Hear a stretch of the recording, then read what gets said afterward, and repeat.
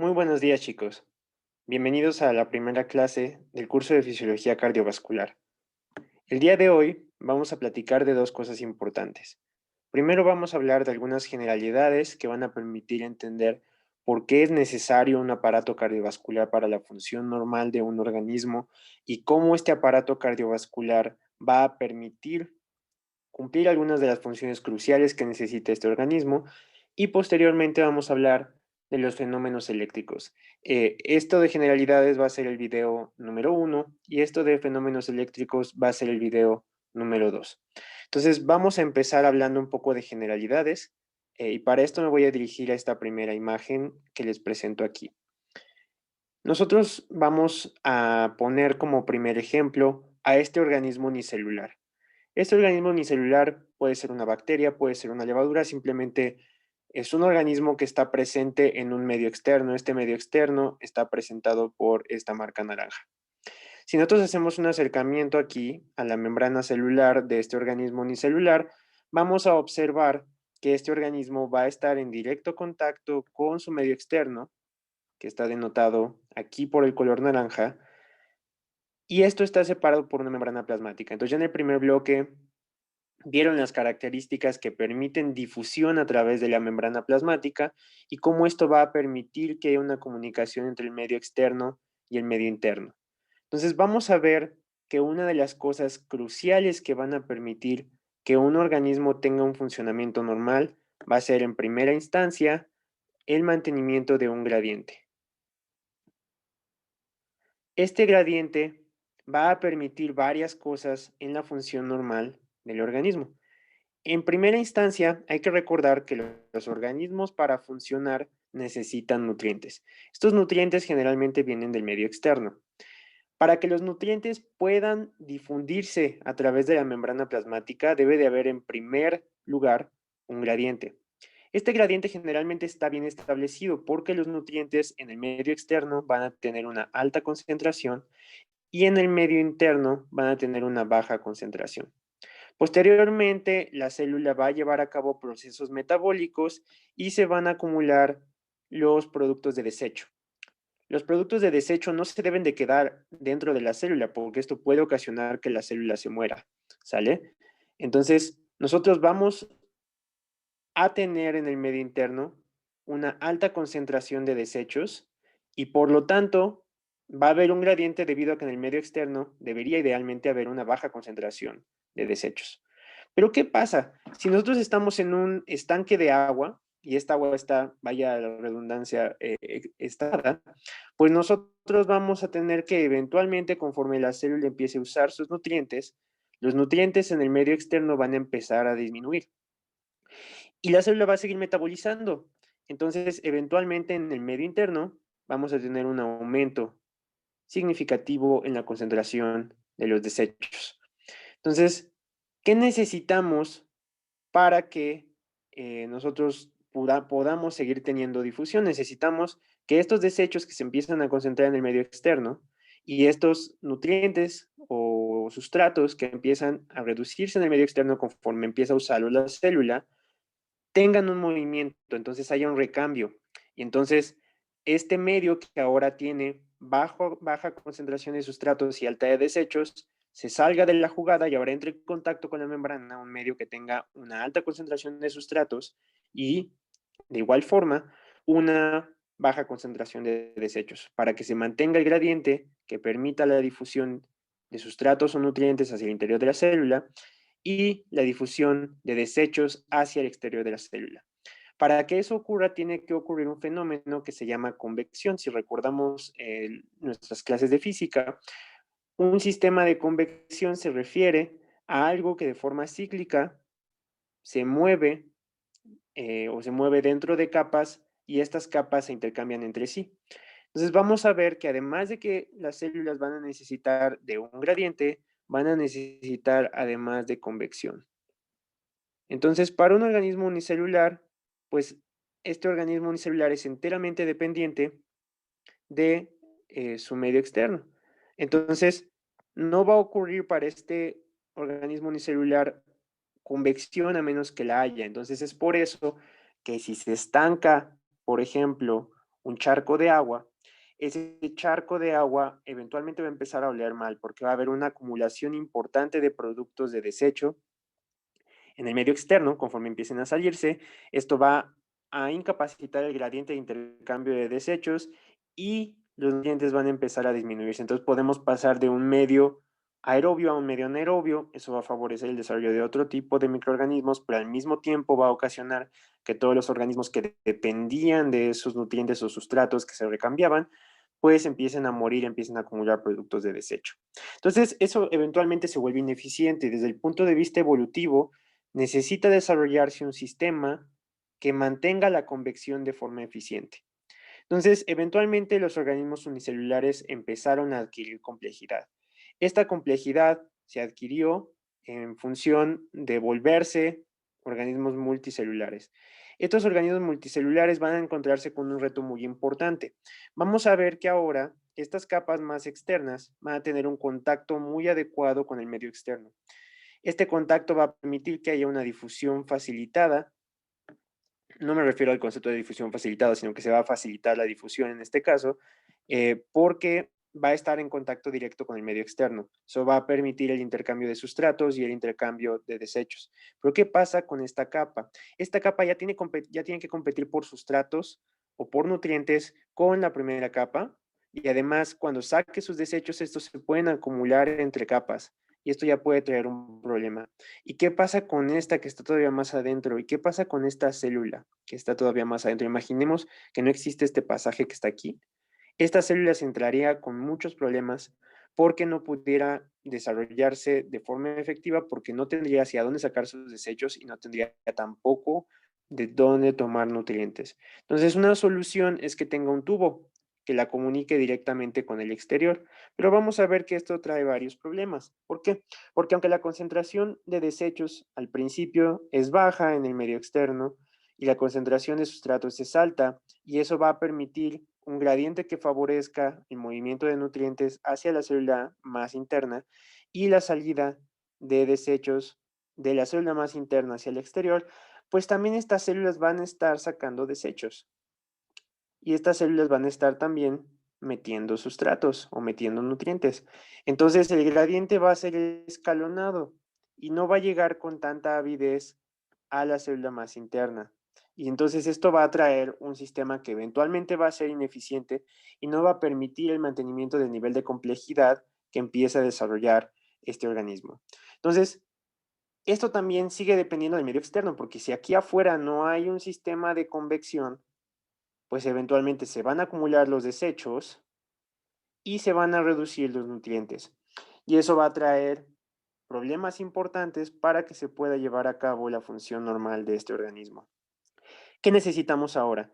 Necesitamos asegurar que la convección funcione. No podemos seguir dependiendo de que los medios físicos del medio ambiente permitan que funcione adecuadamente nuestro sistema de nutrientes. No podemos estar a la merced de eso.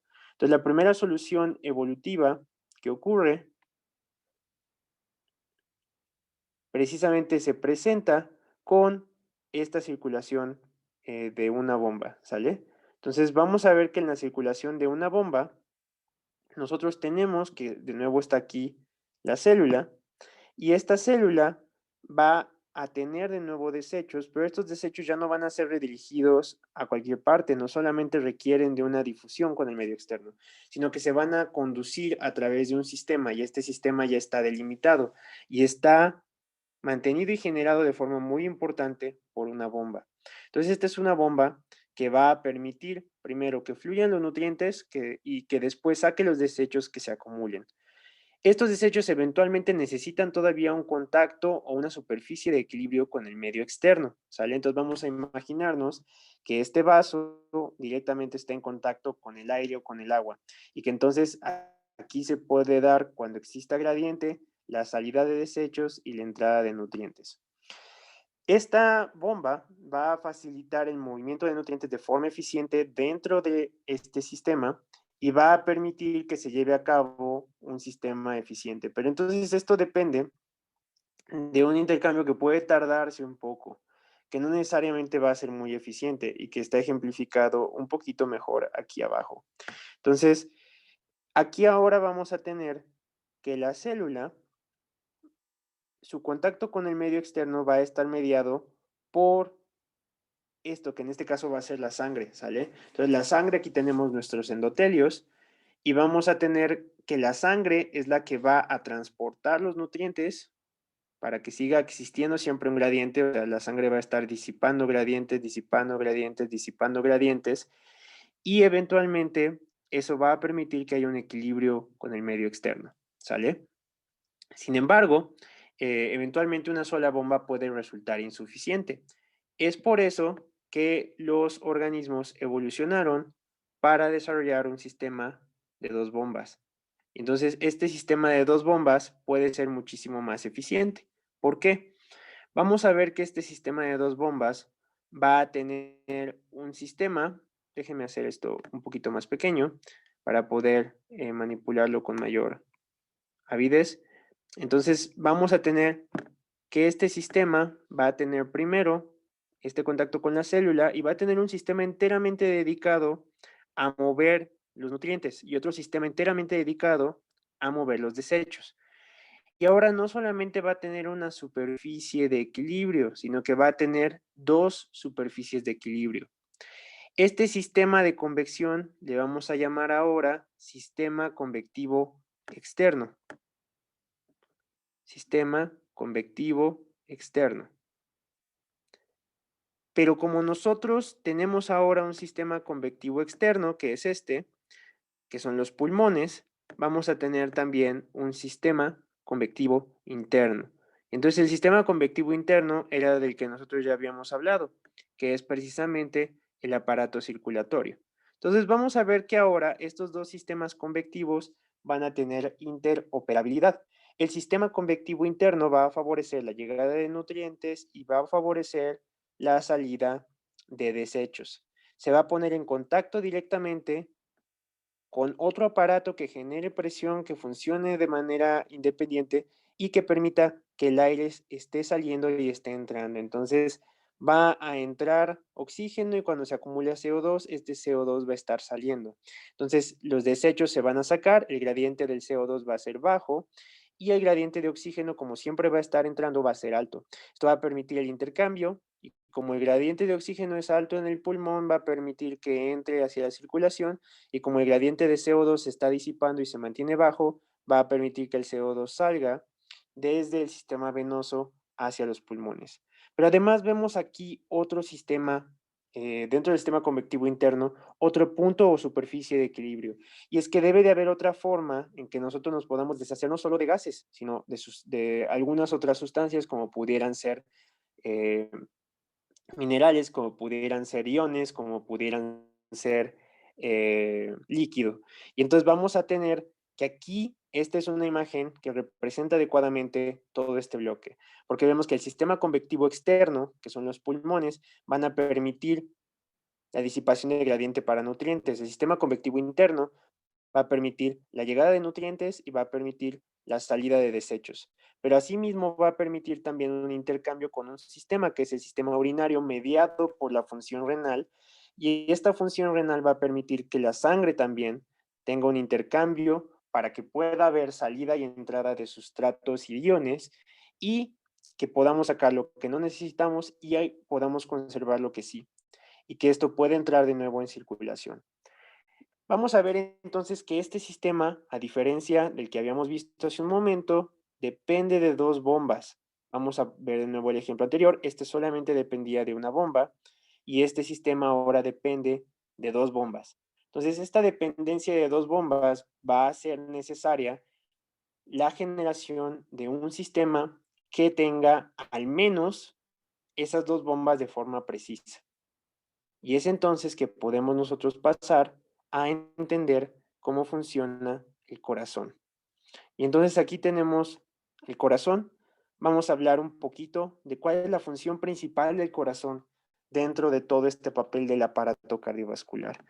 Entonces vamos a tener que la principal función que habíamos discutido de un sistema cardiovascular es que mantengamos gradientes y que mantengamos convección. Entonces, para mantener esa convección y que se puedan disipar y mantener los gradientes que permitan el funcionamiento normal de la célula y que permitan que se pueda llevar a cabo las funciones metabólicas normales de un organismo, la principal función que va a tener este órgano, que es el corazón, es el de generar presión. Y esto lo voy a denotar con una P. Entonces, necesitamos generar presión y para ello el corazón va a tener 4 cámaras cardíacas conectados con 2 sistemas vasculares muy importantes, la circulación menor en el caso de la circulación pulmonar y la circulación mayor en el caso de la circulación sistémica. De manera general debemos entender que el corazón no es un corazón, sino son dos. Tenemos un corazón izquierdo, perdón, un corazón izquierdo y tenemos un corazón derecho. Vamos a tener que uno de esos corazones va a ser un sistema de baja presión y otro de esos corazones va a ser un sistema de alta presión. Y entonces tenemos que generalmente la sangre va a llegar a través del sistema venoso, a través de la vena cava superior hacia la aurícula derecha. Esta aurícula derecha ya va a tener células contráctiles que vamos a discutir más a detalle en ciclo cardíaco. Y entonces la aurícula va a sufrir una contracción y esta contracción va a conferir energía potencial en forma de presión hacia la sangre y esta se va a acumular. Esta presión va a empezar a acumularse dentro de la cámara y vamos a ver los detalles de todos esos fenómenos físicos más adelante, pero cuando la presión llega a un umbral suficiente va a abrir la válvula tricúspide y va a permitir que la sangre fluya desde la aurícula derecha hacia el ventrículo derecho. Este ventrículo derecho, una vez que se cierra la válvula tricúspide, va de nuevo a acumular energía potencial en forma de presión y esta presión, de nuevo, cuando llega a un umbral y venza la presión de apertura de la válvula pulmonar, va a permitir la salida o el flujo de sangre desde el ventrículo derecho a través de la válvula pulmonar hacia las arterias pulmonares y hacia la circulación menor, para que se lleve a cabo la oxigenación de sangre. Este sistema derecho que acabo de describir es un sistema de baja presión. Esto es porque en el sistema pulmonar las bajas presiones son indispensables para que los fenómenos hemodinámicos favorezcan el intercambio gaseoso. Si nosotros no tenemos un sistema de baja presión, no vamos a poder tener un sistema de intercambio de gas que sea efectivo y eficiente. Una vez que se ha oxigenado la sangre en el sistema pulmonar, que eso lo vamos a ver desde luego a detalle cuando veamos fisiología pulmonar, la sangre oxigenada va a regresar de nuevo desde las venas pulmonares hacia la aurícula izquierda. La aurícula izquierda de nuevo va a acumular presión. Esta acumulación de presión va a vencer la presión de la válvula mitral y va a permitir el flujo de sangre desde la aurícula izquierda hacia el ventrículo izquierdo. Una vez en el ventrículo izquierdo va a acumular presión. Esta presión que se empiece a acumular va a vencer la presión de la válvula aórtica y va a favorecer la salida de sangre desde el ventrículo izquierdo a través de la aorta y hacia la circulación mayor.